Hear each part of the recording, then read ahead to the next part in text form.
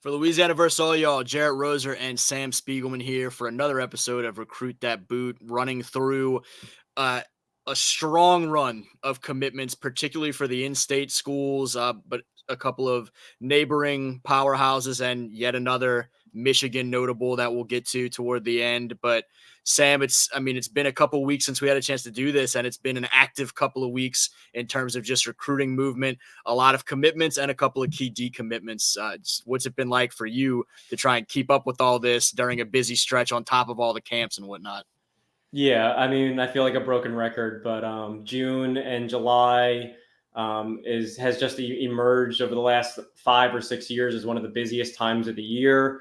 When you add official visits to that, especially kids love to be committed before their senior seasons, so they can focus on the field and not have to worry about picking a school, when on also their senior year and what they have to accomplish in the classroom. So you should see a wave of kids committing at this time of the year. On top of what we always talk about, the camps are great for evaluating. There's so many great off-season events. I'm coming off of the Rivals 5-star, which was phenomenal in that area.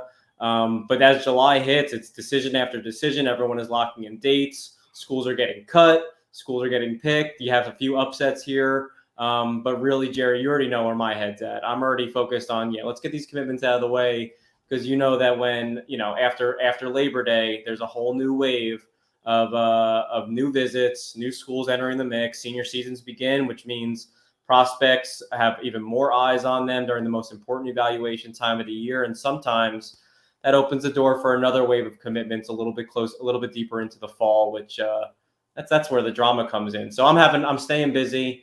It's plenty hot out here. My temper is in check. I'll put it that way. And I'm just having fun. How you been? Good, man. Same sort of stuff. I think I'm finally on the tail end of any of the 7-on-7 action with the school teams all over the place with their weekly matchups, as well as some of the Louisiana colleges hosting different tournaments. And so I'll be next week over at St. Thomas More for their 2-day quick slants tournament. And that's kind of my last 7-on-7 stuff for the year. But at this point, just trying to keep up with all these commitments. We've got, I think I'm looking at a list of maybe 24 pretty notable ones that will kind of fly through and hit the high points from June. We've got a bunch more on the schedule for July. We'll be talking a lot in the coming weeks about DK Mays at Central and Baton Rouge, the Destrehan duo, Jace Thomas and Phillip Wright. I saw Lionel Prudhomme, a guy that we've talked about on the show, who scheduled his at Captain Shreve, his commitment for later in the month. And I'm sure more are just going to continue adding to the calendar. So make sure to keep up with us every week, as well as some of the other interviews we have with the kids and whatnot hitting the Louisiana versus all y'all channel for sure. But I was going to say, I think there was that STM tournament. I guess it had to be 5 or 6 years ago. That was my first time seeing Malik Neighbors live in action. And boy, did he live up to it. Yeah, no doubt. I think you'll have fun. It'll be a good way to end the summer for you. St. Thomas More does a great job with that event. I told a couple of the coaches and kids over there essentially, hey, let me know what days in July that is, and I'm going to try and plan my July around that, because as you know very well, I'm trying to get the hell out of town at some point for at least a weekend, maybe come visit you guys out there in Austin, but just try to put stuff down for 3 days and not worry about some of this stuff. But as we mentioned a couple times, it has been a hectic June. We'll start with LSU, obviously the flagship university of the state, the Power 5 or now Power 4 program. And right on the heels of us seeing each other over at that Friday Night Lights event, they pick up the commitments of Anderson and Anderson to start off their 2026 class, the New Orleans duo with the same last name, but very different games, and Big Rich from Edna Carr in the trenches, and Ja'Kai, they call him Fat, Ja'Kai Anderson from McDonough 35, the electric, three-phase guy for Coach Daggs and the Ron Eagles, but we look forward to seeing him at the next level, likely as a wide receiver. How did you feel about those to kind of kick off the LSU 2026 class? I don't think huge surprises there. No, Anderson and Anderson from New Orleans sounds like a law firm on Canal Street. Big Rich Anderson, a 4-star defensive tackle out of Edna Carr. He's been an LSU leaned very early on in his recruitment. LSU beats out Florida State and Texas for Big Rich. Working out at LSU, Obviously, man, the size of him, 6'4" and 300+ pounds. He's a massive prospect for the interior of that defensive line. I'm sure they wish they had Rich in the 2025 class to kind of fill in some of the depth of that department on the roster. But from talking to some of the coaches, from what I've seen, listen, they think Big Rich has a chance to be the #1 defensive tackle in the state for next year's class. No arguments for me. I can remember making his profile as a freshman. Bryce asked me not to, but I did put out that picture of him, which went viral because he was a giant, massive freshman, and he's turned into one of the best interior defensive linemen, one of the best defensive linemen in the state the past year and change. I think for a player of his size, he gets off the ball extremely well. He's able to occupy not 2, but sometimes 3 blockers. He's a space eater, but he also offers a lot of juice from the inside and sets up well for his teammates. I think the sky is the limit for Big Rich. And then Ja'Kai Anderson from MAC 35, a year ago at this time, he picked up the offer from LSU. And since then, I think you and our buddy Josh has kind of said maybe he's a talented DB at the next level. I think you love the position versatility, not only as wide receiver, sees snaps in the secondary, is excellent on special teams. I just love that when you get someone from 35, you're getting someone who's kind of put their team on their back at different times. And what we saw from Ja'Kai in the camp setting again last month, so explosive, quick, and also straight line speed, which I think is a rare combination. People say he's raw, but I saw some twitch in his route running, little intricacies that I think, his ability to separate, his ability to burn downfield, and he's got excellent hands, comes back to the football well. I think he's a little bit more advanced than people give him credit for. I think I know he's one of the best players in the state for 2026, but I think after his junior year, he will start to get some more consideration as one of the best national prospects coming out of Louisiana, especially as he continues to get a little bit bigger, just above 6 foot at this point.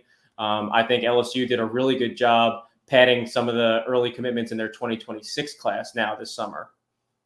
Yeah, I don't keep up well enough to know exactly where all of the guys are ranked in all of the rankings, but obviously I'm so involved with the Prep Red Zone Louisiana rankings that I remember those a little bit more readily, and both of those guys are guys that I've had in the top 9 or 10. I think they're in the top 9 right now, but both in the top 10 in Louisiana's 2026 class since early 2023 calendar year. And to watch Ja'Kai, I guess I had right around spring ball of at the end of his sophomore year, and to watch him continue to develop and look at those two guys as top guys in the state, I think great start certainly for the Tigers.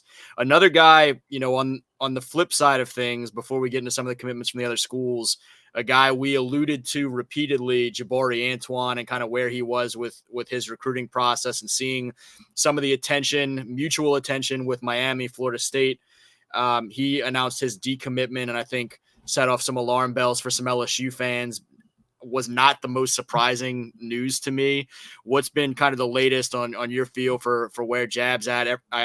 From what I understand, the Tigers not necessarily out of it, but certainly you don't want to see that guy decommit. And I think the Florida schools are in pretty strong position right now.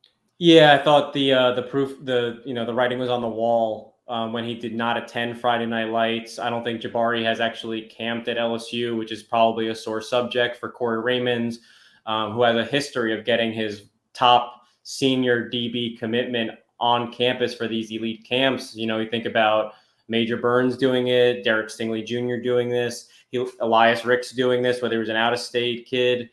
He loves to have them camp and compete and get a look at it. And we know that Jabari Antoine is built in that Corey Raymond mode.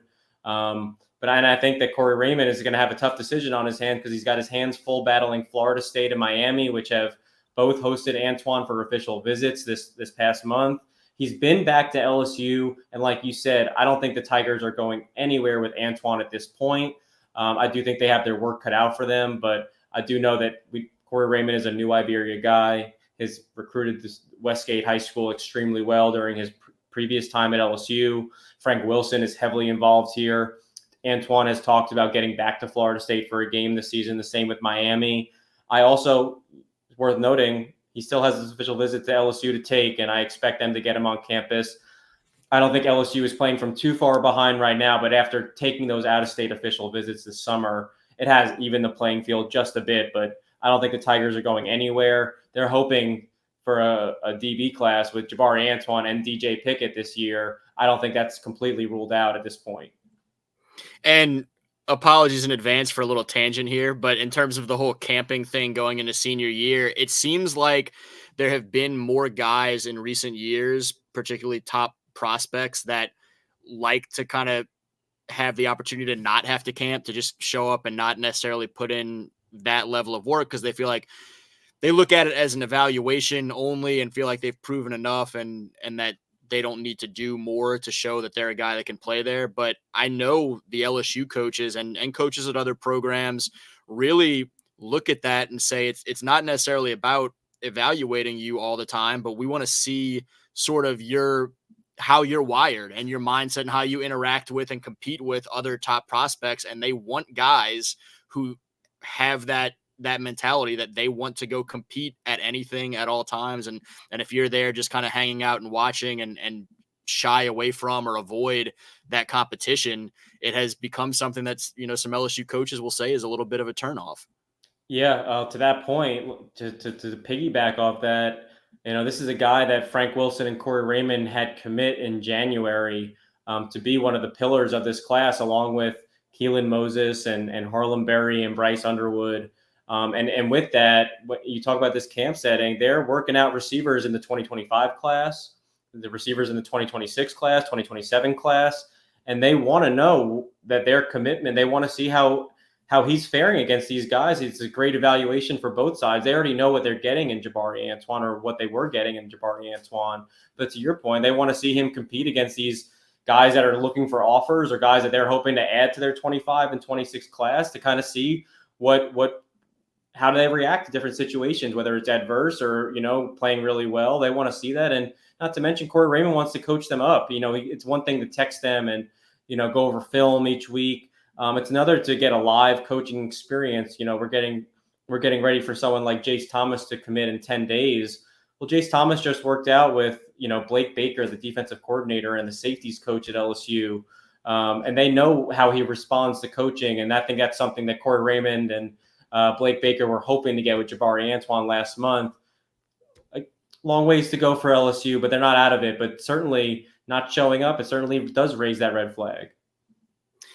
From there, looking at some of the other recent runs of success for some of Louisiana's other FBS programs, the Cajuns, Green Wave, and Bulldogs had pretty active Junes. We talked a little bit about Louisiana Tech early in the month, adding Kingston Jones down in New Orleans, Johnny Thiel, and Zarek Hill from right there in the hometown. They added Big Irv Smith, the offensive lineman from Catholic High in Baton Rouge, to that group recently, and just kind of running down sort of the list of some of these. I think we may have talked about Trenton Cheney, the speedy commitment from Lutcher for the Cajuns. The Cajuns just added during their kind of last camp week and their 7-on-7 tournament, Russell Babineau, a guy we've talked about, Brent Gordon Jr. from Cecilia, Cam Riley, the long, speedy defensive back from up in Monroe at Neville High, and then Tulane, I know, is one you've watched and been impressed with some of the work they've done with Josh Brantley, a guy we've talked about, Jules Baptiste, big offensive lineman from New Orleans, his high school teammate at St. Aug, Warren Roberts Jr., Oliver Mitchell, the big wide receiver from Edna Carr, and Gresham Perry toward the end of the month, the offensive lineman from Turlings Catholic. As you look at some of the movement for some of those other Louisiana schools, which of those commitments, and it doesn't have to be just one, but who kind of caught your eye in recent weeks of some nice additions, nice jobs by those college staffs to get those guys on board? Oh, I got to talk about more than just one. Russell Babineau to UL is a colossal get for that staff. Russell Babineau, I thought, was, if not the best receiver in the conversation, as the best receiver at LSU's elite camp last month. We know he's a little bit undersized at about 5'10", 180 pounds. First of all, we've seen him play live multiple times, Jared. We know that he's not only a playmaker at receiver in a run-dominated offense, but he's also made a ton of plays on the other side of the ball and on special teams. And just like we were talking about with Ja'Kai Anderson, when you're used in that capacity, it just opens up the door for you to see the field earlier, and it gives you a little bit of glimpse about the competitor that Russell Babineau is, and going into his senior year, the way that the quarterback has played at Acadiana, the way the weapons are building, I could see them throwing the ball a little bit more this year. And I think Russell Babineau is obviously, he's dangerous after the catch. He can stretch the field, and he is a terrific route runner for 5'10", 180 pounds, super crafty and very reliable hands. Great get for UL keeping him home. And then Coach Sumrall and Tulane they got their stuff figured out. Josh Brantley is a colossal get for Tulane. I am so puzzled why other schools, P4 schools, Group of 5 schools, you name it, were not more interested in Joshua Brantley. As a sophomore, was 6'3", 200 pounds, clocked a 4.5 40. He is not a quarterback at the next level. He knows that too. I think he could play receiver. I think he could be a big safety. We know the speed. His speed ended up winning Ruston the state championship over a vaunted Zachary defense late in that game. I just think Joshua Brantley has great football IQ. He's got the frame, he's got the speeds, all the measurables. And I think whether it's a little bit of a project as a receiver or a safety, I think he's someone you have to take a chance on. I'm a little surprised that more P4 schools in this region didn't do a little bit more homework on him. Irv Smith going to LaTech. I love that. Obviously, with Catholic football, it always starts in the trenches. Irv Smith has been their guy in the middle of that offensive line for 3 years now. A little bit undersized, but he plays center, super tough, plays with a strong base, really smart football player. I love that guy for LaTech. And who else did I want to talk to it? Oh, Oliver Mitchell. We saw him work out at LSU.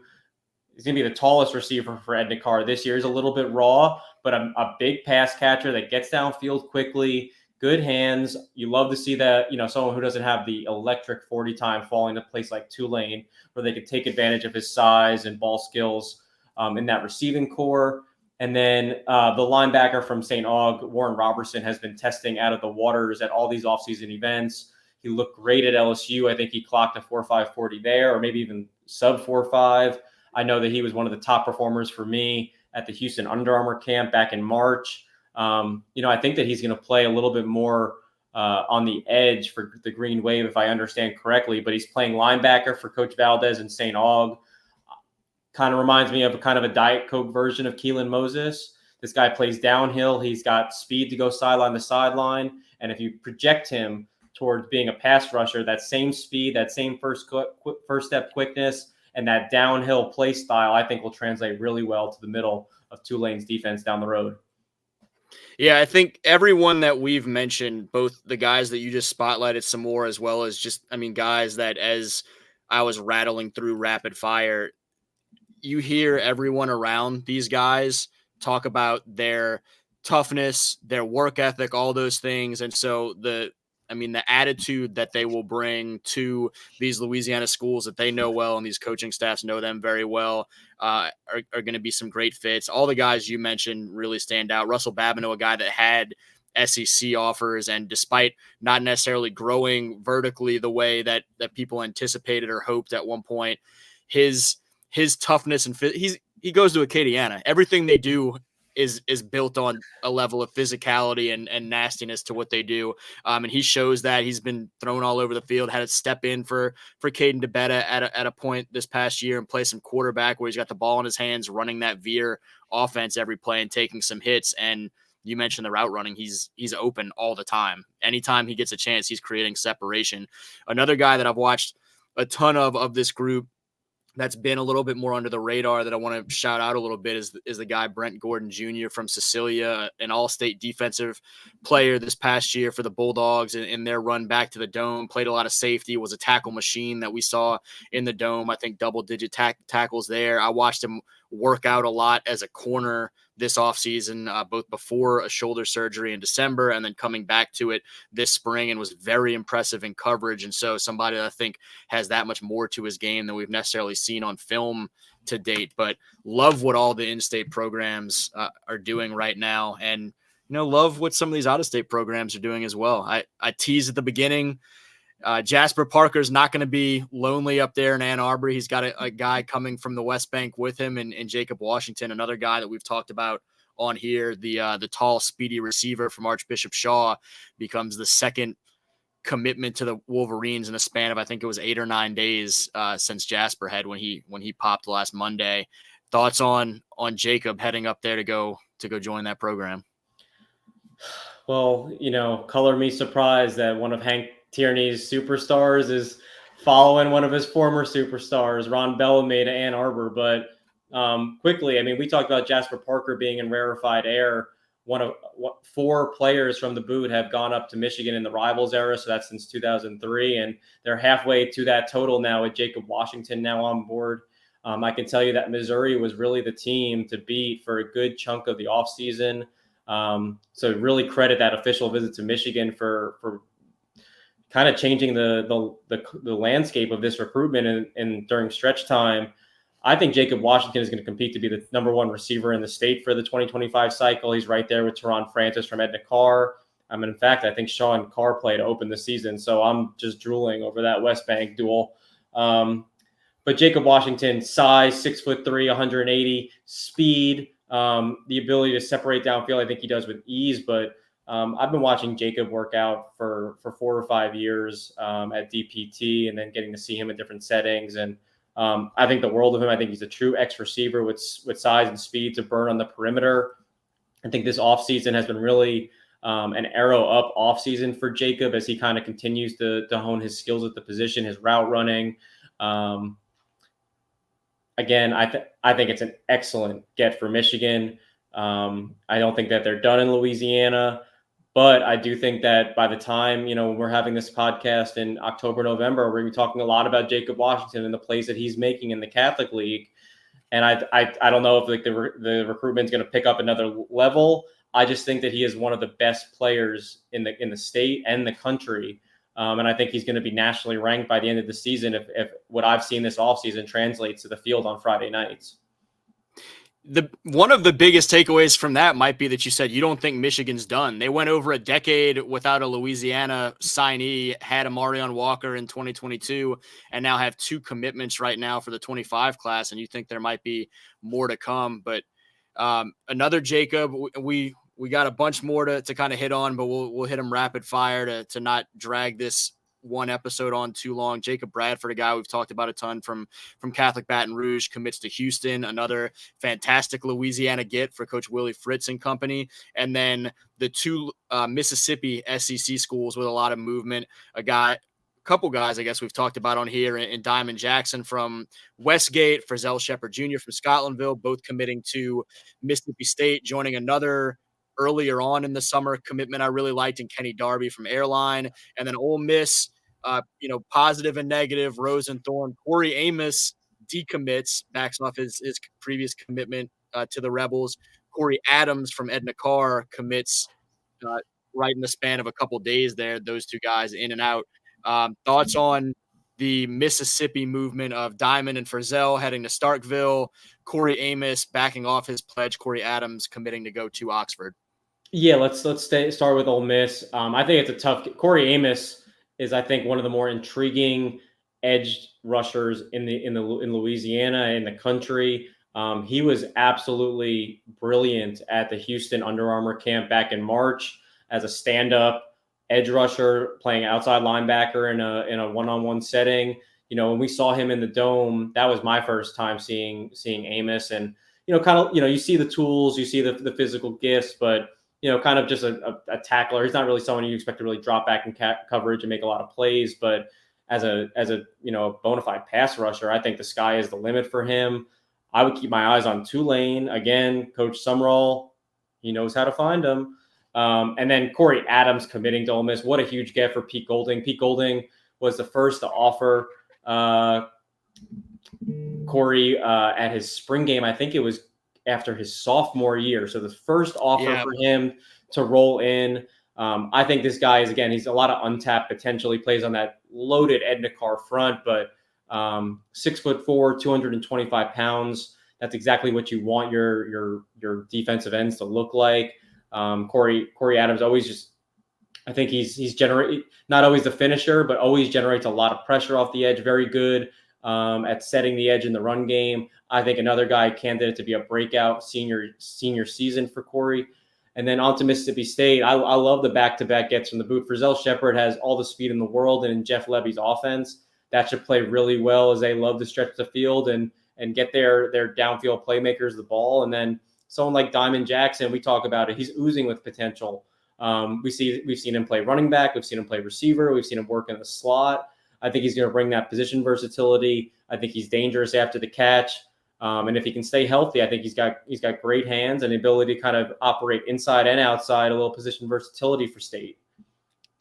We started off with a big car defensive lineman and a speedy, versatile prospect in Ja'Kai Anderson. We wrap up with a car defensive lineman and a bunch of speedy, versatile guys from all over the state.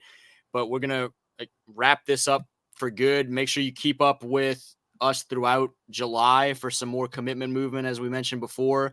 But that's it for this episode because we've got a lot of other stuff to get to today. He's Sam Spiegelman. I'm Jarrett Roser. This is Louisiana versus all y'all's Recruit Dat Boot. Thanks y'all for watching.